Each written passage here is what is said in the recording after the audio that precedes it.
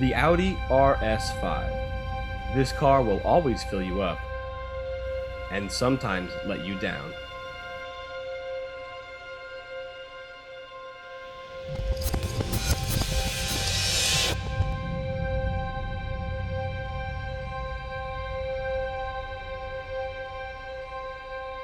The RS5 was designed by Audi's Quattro division, and one of the focus points of this car, or any RS, is the engine. In this case, a monstrous high-revving 4.2-liter V8 gasoline engine with FSI direct injection. This engine makes a healthy 450 horsepower and 317 pound-feet of torque and revs out to 8,200 RPMs. That, when coupled with Audi's dual-clutch S-Tronic transmission, will consistently take this car from 0 to 60 in only 4.6 seconds. In my opinion, the exterior is stunning. It juxtaposes exaggerated overt design cues like the big front grille and the frowning menacing headlights, with subtle overall body lines that help the car blend into traffic a little more for those times when you don't want to be noticed. You can't do that in a Porsche 911. Also unique to the RS5 are these wider fenders in the front and rear. This styling cue lends a subtle but muscular stance to the car, and the optional 20-inch wheel package furthers the theme of less overt but still evidently special styling.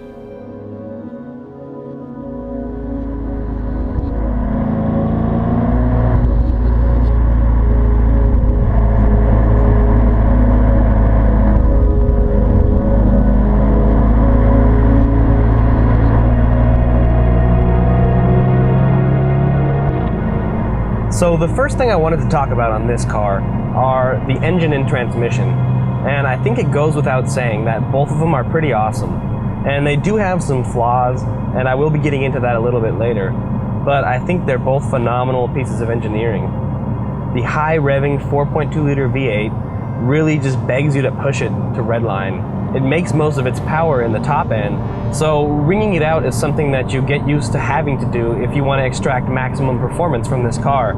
But that's not necessarily a criticism. It really is an experience to draw this car out to redline and hear that noise and feel that power there.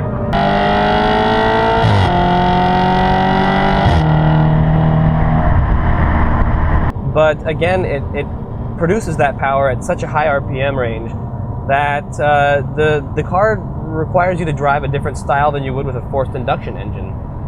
The S-Tronic transmission is fantastic. It shifts gears almost instantaneously, and in comfort mode, it goes unnoticed. In dynamic mode, it's almost a little too harsh. Gear shifts are very violent in dynamic mode. They will upset the car. They will cause your passengers to jerk around. It's just not necessarily a good thing all around. See, this car falls into an interesting place for me because it doesn't do a fantastic job of anything. This car is sort of a jack of all trades. It can be a grand tourer, but the suspension is fairly harsh, and even in comfort mode, it really punishes you and doesn't offer a whole lot of benefit for that sacrifice. Going on these roads, you feel all the imperfections, and I don't mean that in a good way. This isn't like road feel. This is the suspension is jolting the body of the car, and you feel it, and you're just being shaken around the whole time. But at the same time, it's not light enough and agile enough to be a full-bred sports car. So it falls into a gray zone of sorts. And that can be a little disappointing because you feel like this car has potential to be a better sports car, but as soon as you take a corner, you feel that weight. You feel the 4,000 plus pounds that this car is carrying. And that, when mixed with the harshly sprung suspension, and at times it's a lackluster experience, I'm just going to be honest. I've driven BMWs, Porsche 991s that are very well set up with their suspension. They handle fantastically, but at the same time, they don't punish you for driving a sports car.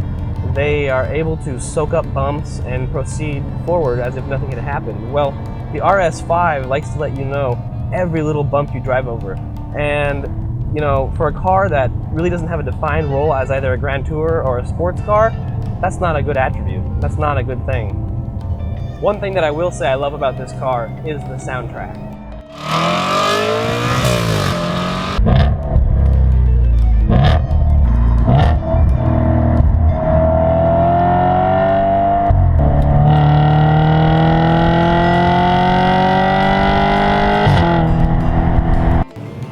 car just loves to rev. So the competition for this car would be BMW's M3 or Mercedes C63 AMG. Now, both of those cars were normally aspirated V8s, but have now gone to forced induction. Well, Audi has kept this car with the 4.2-liter V8 that you might think is from the previous RS4, but as a matter of fact, this V8 was derived from Audi's V10 that is in the R8. It has grip for days, and that's due to Audi's Quattro System. Now this Quattro System has a newly developed crown differential that can move up to 70% of the torque to the front of the car and 85% to the rear, depending on the need. So this car can change character dramatically while driving, although it does always have that Audi signature understeer.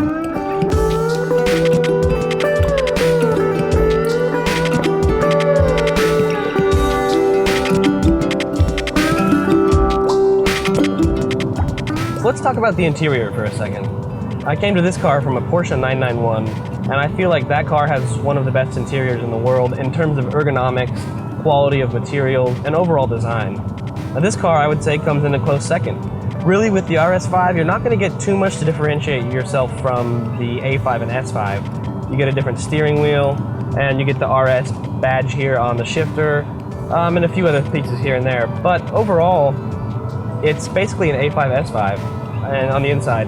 And this is a fantastic place to spend time. I mean, you have Alcantara on the seats, you have very comfortable seats, nice soft touch materials everywhere, it's flat bottom steering wheel. So in closing, I don't want to send any mixed signals. This car is awesome. The 4.2-liter V8, the transmission, the Quattro, it's fantastic. But is it the right car for me? I don't think so. The suspension is just too harsh for daily driving, and the gearbox is just too aggressive, again, for daily driving.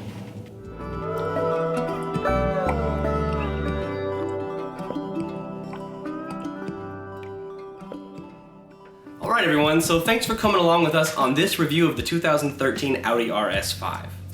Now let us know in the comments section below which car you would take, the E90 E92 M3, the W204 C63 AMG, or the Audi RS5. I'm looking forward to hearing from you. Be sure to subscribe, and this is Joe King for AutoNauts. I'll catch you around.